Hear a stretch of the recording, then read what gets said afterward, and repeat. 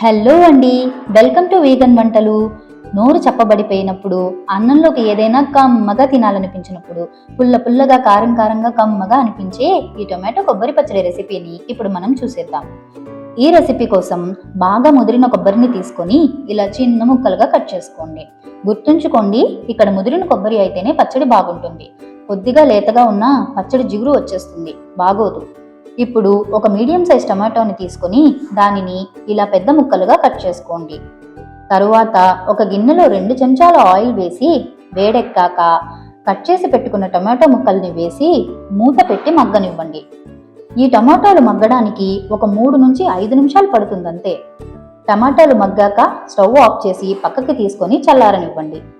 ఇప్పుడు పచ్చడిలో పోపు కోసం కడాయిలో కొద్దిగా ఆయిల్ వేసి కాగాక ఆవాలు వేసి టపటపలాడించండి. ఆవాలు పేలిన తరువాత కొద్దిగా జీలకర్ర, పావు టీ స్పూన్ మినప్పప్పు, ఒక 5 నుంచి 6 ఎండుమిరపకాయలు,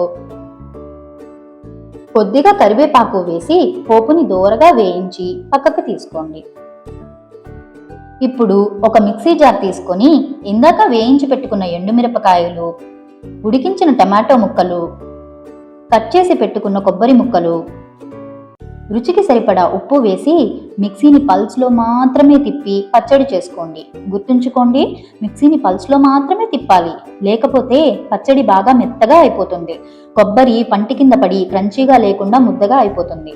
టమాటో వేసాం కాబట్టి నీళ్ళు అవసరం పడదు. మిక్సీ తిరగడానికి మాత్రం కొద్దిగా నీళ్లు పోసుకొని కలుపుతూ పల్స్ చేసుకోండి. పచ్చడి పూర్తిగా రెడీ అయ్యాక ఈ కన్సిస్టెన్సీలో ఉండాలి.